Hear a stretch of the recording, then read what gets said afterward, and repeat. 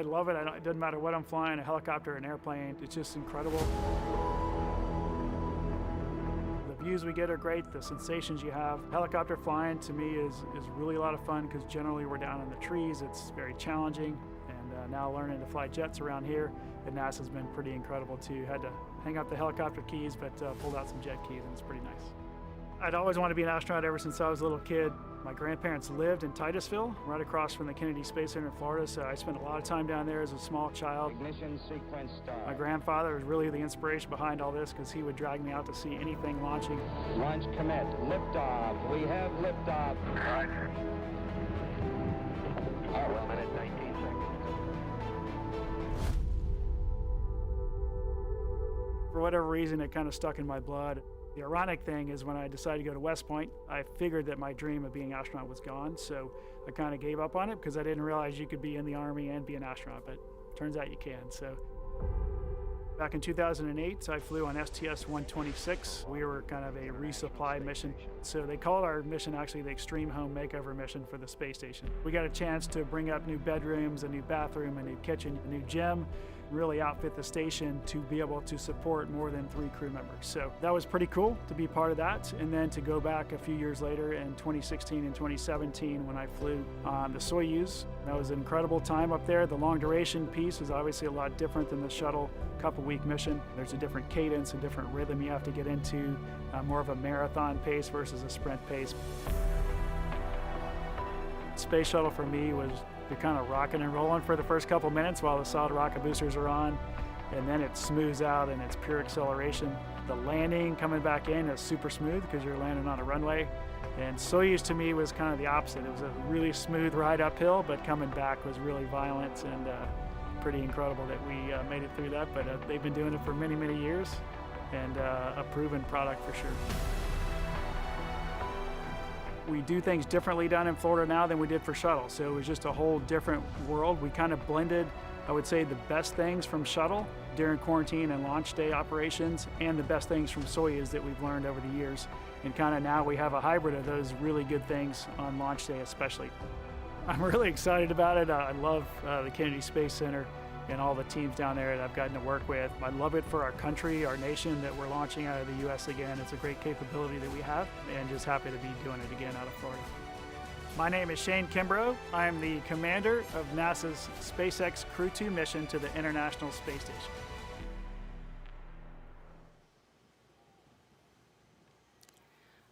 Riding in the same car as Kimbrough is Crew Dragon pilot and NASA astronaut Megan MacArthur. She's about to embark on her second space flight, and this will be her first trip to the International Space Station. My name is Megan MacArthur. I'm the pilot for NASA's SpaceX Crew-2 mission to the International Space Station. I first thought of becoming an astronaut when I was in high school. So my dad was a Navy pilot, and so I first thought, well, I'd love to be a pilot. We lived at Moffett Field Naval Air Station, which was connected with Ames Research Center. We'd hear the wind tunnels going, you know, at all hours of the day and night. And also it's where shuttle astronauts would come to do their landing and rollout training. And so I would see them, you know, come in their T-38 jets and get out in their spiffy blue flight suits and walk in to do their training. And I thought, well, that looks like fun. How do I get that job? And I knew that it was a long shot, right? But I also knew that I wanted to be a part of something like that, right? A part of this bigger thing of exploration. And then I kind of took this left turn into oceanography, but really it's all about exploration. We're not better equipped to survive underwater, you know, any better than we are in outer space. And so we need technology to help us explore those areas. So how do we do those things? You know, we can send rovers, we can send people, you know, we have to build the right kind of machines to support that. And so there's a lot of parallels. From graduate school in oceanography, I always had this idea in the back of my mind, and I went ahead and applied, and I got really lucky. Every launch experience is very unique to the individual. You know, we climbed aboard and there's that period of waiting, and you actually get a little bit uncomfortable. You know, your body starts to cramp up and you're ready to go. And then when the actual launch goes, it's indescribable. It's so much energy. You are moving so fast. One of my main focuses was capturing this free-flying vehicle, the Hubble Space Telescope. The really complicated spacewalks that were planned out, 5 spacewalks back to back to back. So it was just this tremendous rush of activity for really 11 days until we were ready to let the telescope go. 3, 2, 1, release. And back and away. Clear the antenna. We dream these amazing dreams, we have these huge goals, and we're going to be successful when we work on them together. When you think about the International Space Station and the size of that vehicle and the breadth of science that gets accomplished on that vehicle with all of the different countries that are participating, and then now we've added commercial partners where they have a vehicle that we are using to get us to our space laboratory. We have these big dreams where we look out to the horizon and this desire to explore the universe around us, and we're always going to be more successful when we work together to achieve these incredible dreams.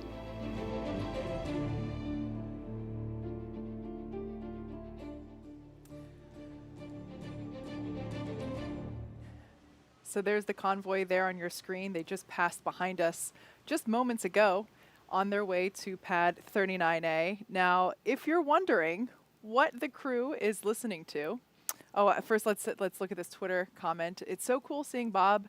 It's so cool seeing Bob see his wife off for this mission. Crew-2 almost a year after she did the same for him for Demo 2.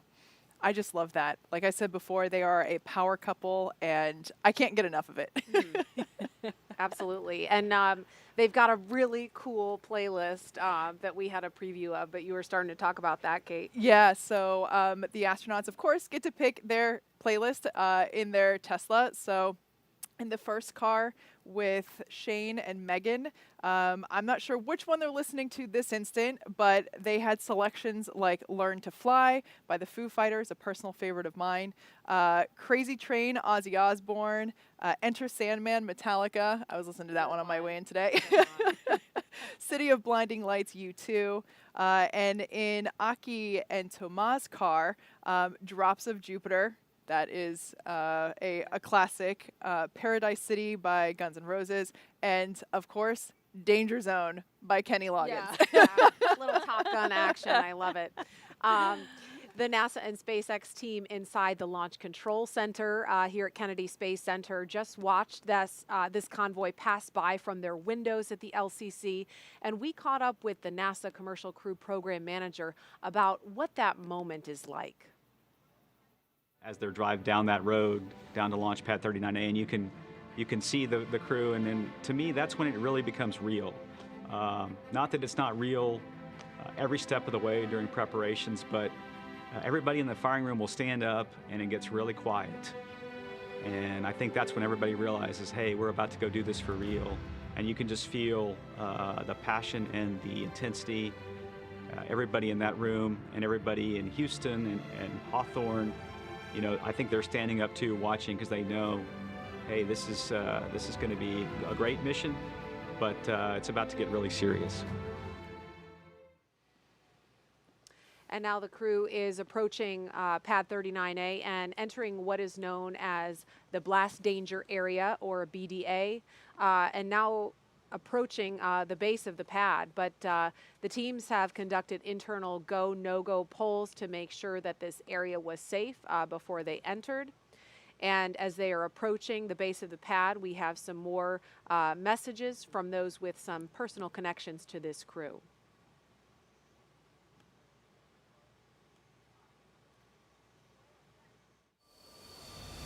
Godspeed, and we'll see you when you come home. Godspeed and have a great trip to the ISS. Yeah!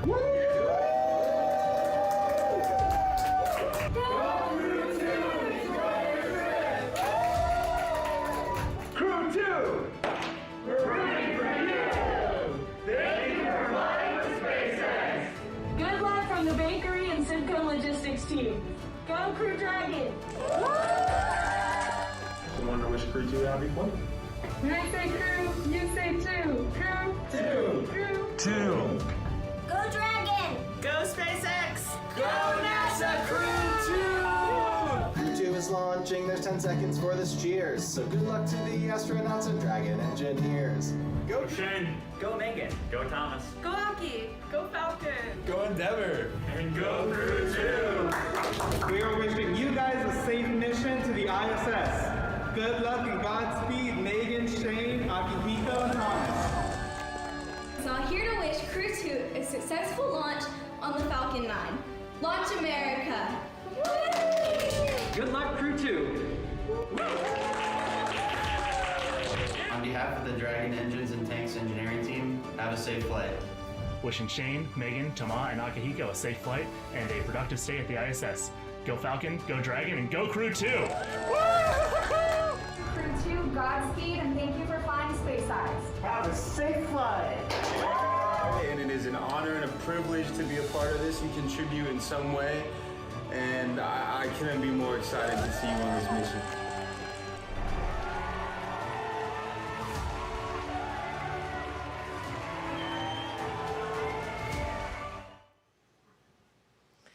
All right, that was some messages from the SpaceX team and others that have been working so hard to get this crew to this day.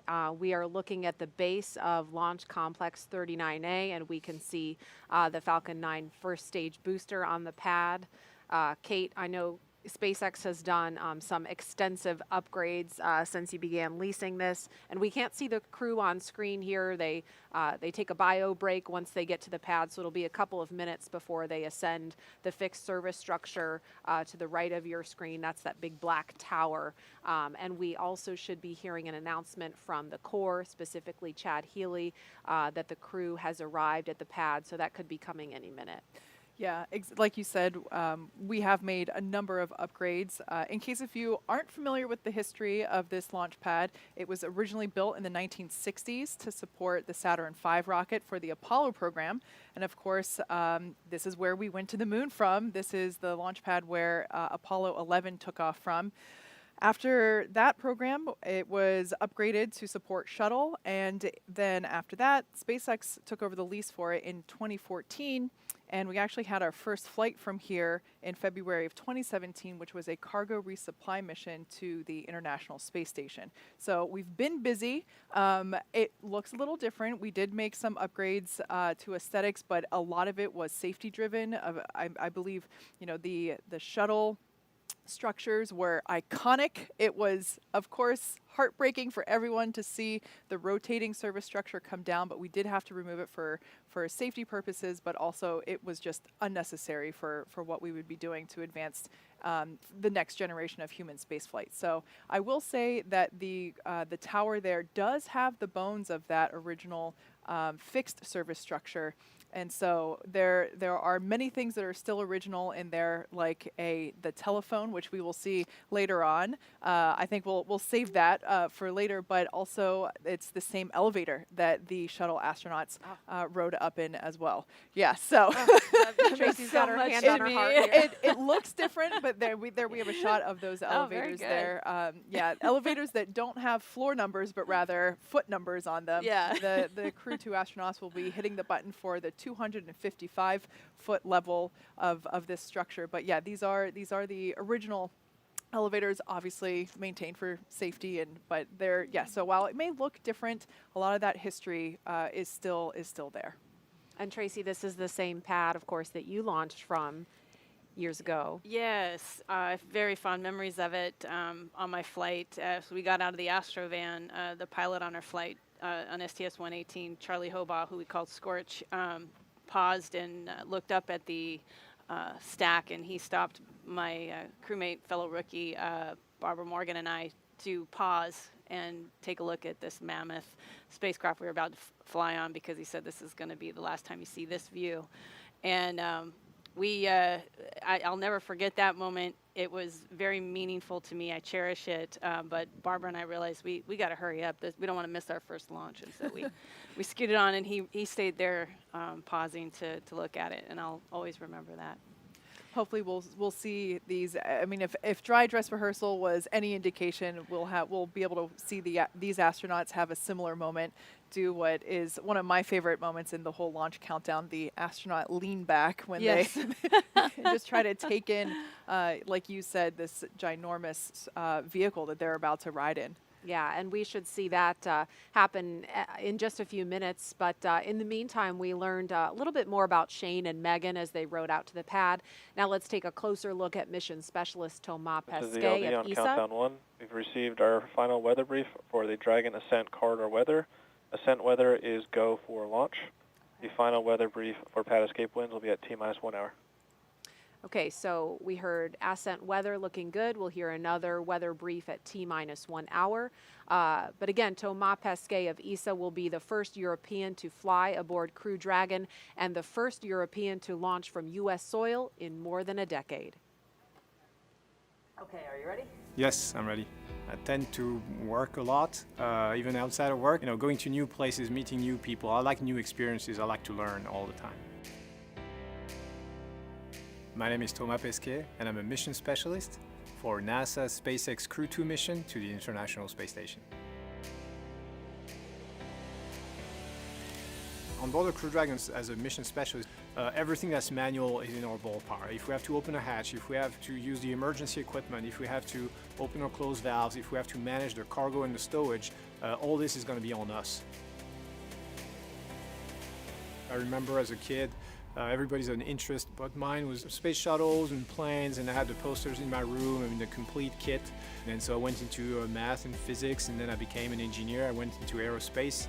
It seemed natural at the time. And then I got a chance to become a pilot, which was kind of another piece. We have an astronaut selection every 10 to 15 years in Europe. And I didn't think it was going to happen, but I passed all the selections and I made it. So really, it's been a dream. I've been so lucky. If I would have pictured it when I was a kid, I couldn't have pictured it any better than what really happened.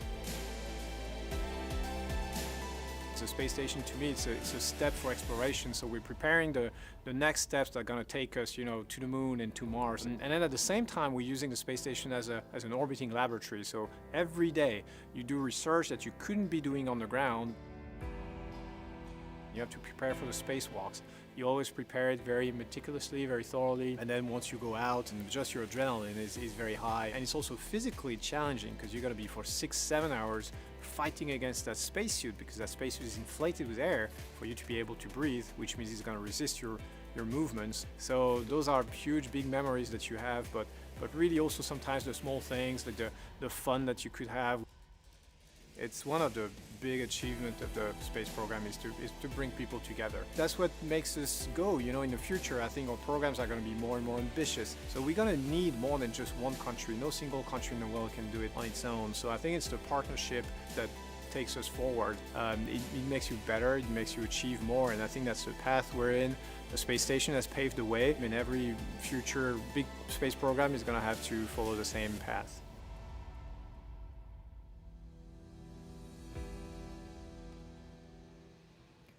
So there we can see Shane and Megan have made their way up the tower. They're now climbing the stairs to the level where the crew arm is located.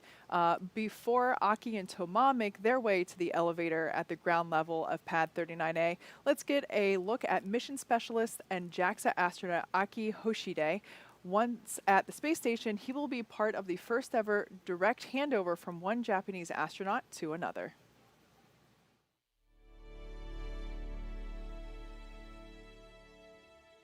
I meant to check this, but do you know when I was selected as an astronaut?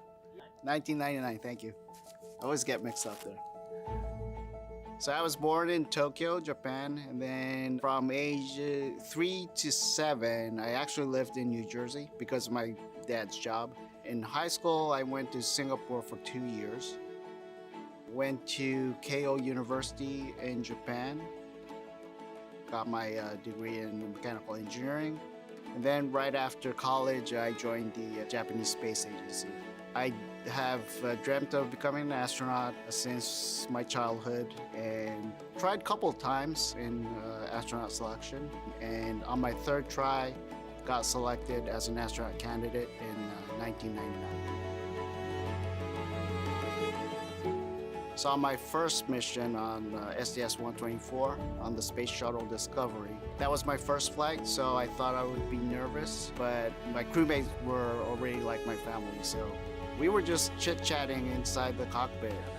6, 5, 4, 3, 2, 1. Booster ignition and liftoff of Shuttle Discovery.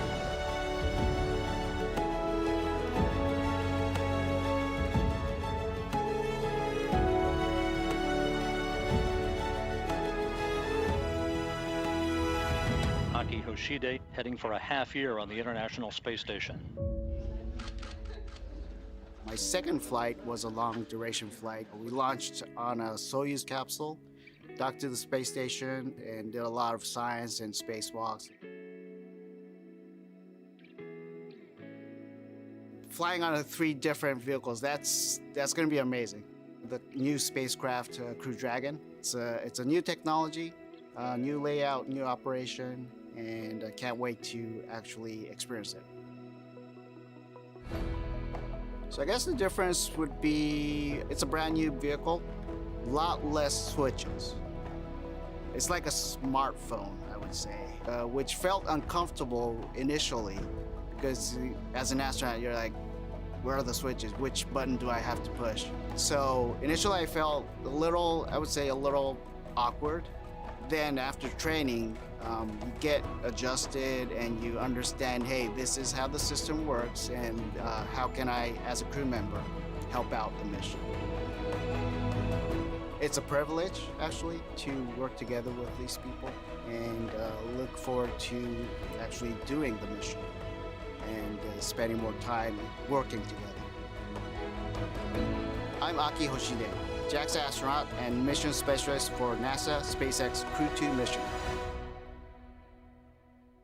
All right, that was a look at